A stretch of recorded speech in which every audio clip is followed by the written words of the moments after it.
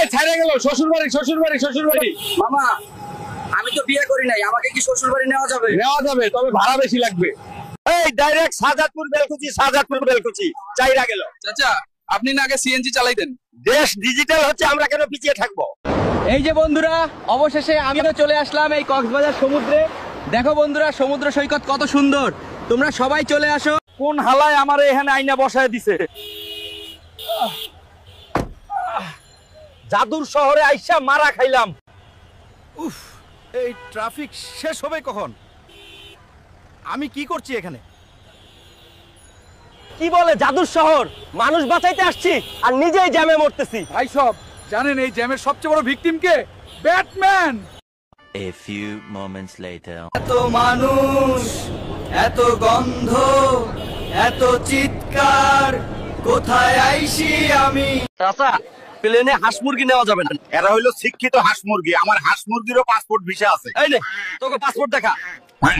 আজকে গরু নিয়ে বিমানে উঠবো ভাই, জীবনে প্রথমবার।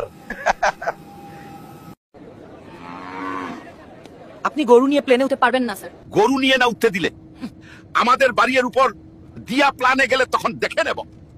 শুনলাম ইরান নাকি হরমুজ প্রণালী বন্ধ করে দিছে, তেলের দাম বাইরে যাইবো, এর লাগি বাইক তো এখন বাগের পিঠে চলি।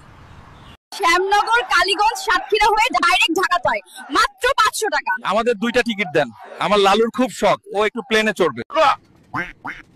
হাঁস মুরগি নিয়ে বিমানে ওঠা যাবে না স্যার।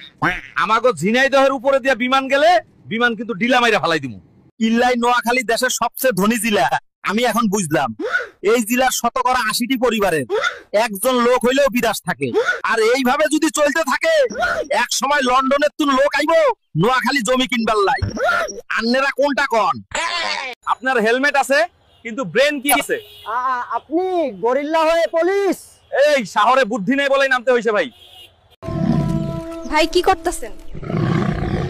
বাড়িতে গরু নাই, তাই বাঘ দিয়ে জমিতে হাল চাষ করাইতেছি, ধান লাগাইতে হবে। ভাই গ্রামের পোলাপাইনের সাথে খেলে সেই মজা পাচ্ছি। আমাকে তো পুরাই গ্রামের চাচাতো ভাই মনে হচ্ছে। ওই বেটা বল দে, একটা গোল দেই। হ্যালো গাইস, প্লেনের ভিতরে জায়গা পাই নাই, তাই প্লেনের ছাদে করে পাবনা যাচ্ছি। এইটাই বেশি মজা ভাই। যারা কৃত্রিম বুদ্ধিমত্তা অর্থাৎ এআই ব্যবহার করে মিথ্যা ও বিভ্রান্তিকর ভিডিও তৈরি করছে তাদের সবাইকে আইনের আওতায় আনা হবে। কিন্তু সবচেয়ে আশ্চর্যের বিষয় হলো আমি নিজেই একজন এআই। মাইজ দিয়ে চৌমোহনী সেনবাগ যাইলেন, ডাইরেক্ট বিমান চাক, কোনো থামাথামি নাই। ভাড়া কত? সিএনজি থেকে 10 টাকা বাই দেন। চলেন। এই আসেন, পীরগঞ্জ, রানীশঙ্কর, হরিপুর। এই যে আমি হরিপুর যাব, আমাকে নিয়ে যাবেন? উঠেন উঠেন, সমস্যা নাই।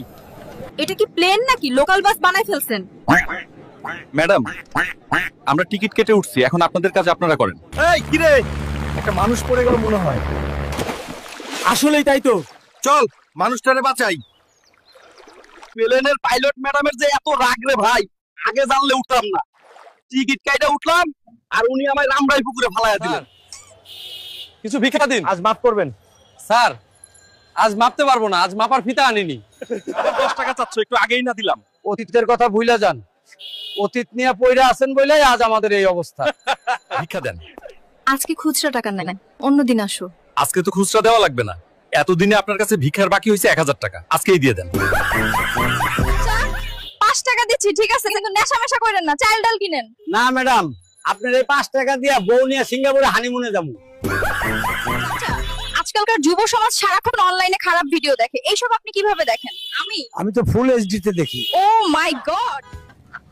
চাচা, প্লেনে হাঁস মুরগি আনা নিষেধ। কি তগো প্লেন আমাগো ব্রাহ্মণবাড়িয়ার উপর দিয়ে গেলে ঢিলা মাইরা ফালাই হাতে হাতে ভাড়াটা বের করেন। আমার পাসপোর্ট এবং টিকিট আছে। আপা এটা হেই প্লেন না, এখানে টিকিট চলে না, ভাড়া দেন নাইলে মেঘের উপরই নামাই দিয়ে যান। চাঁদে চাঁদে আপা উঠেন, পাবনা টু চাঁদ মাত্র 40 টাকা। ভাড়া এত বেশি চান কেন? আপা আমার এইটা লোকাল রকেট না, উঠলে উঠেন না উঠলে ফোটেন। আমি এখানে শুধু ধুলো আর স্তব্ধতা আর আমার প্রিয় বাংলার লাল সবুজ।